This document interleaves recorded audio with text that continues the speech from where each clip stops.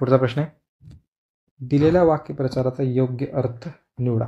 त्यामध्ये काय म्हणते, to pick a bone with one. To pick a bone with one याचा अर्थ काय?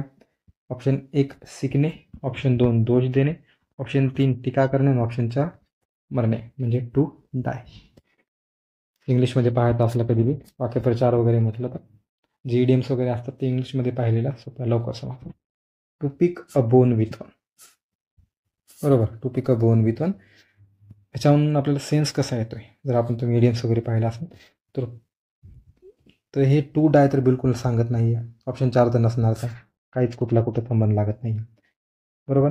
तर टू लर्न, टू को bone with one, no, learn पण लागत नाही आहे.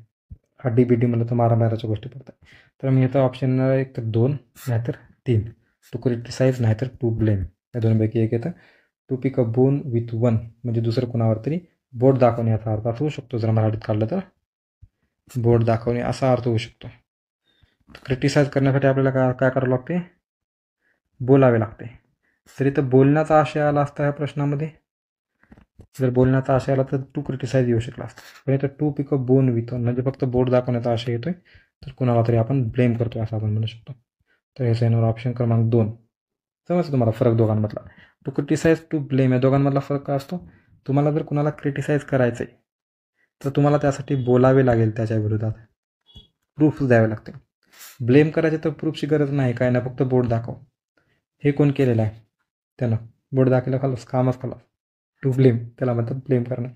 To pick a bone with one म्हणजे बोट दाखवणे, त्याचा अर्थ होतो टू ब्लेम. 59 येणार ऑप्शन 2.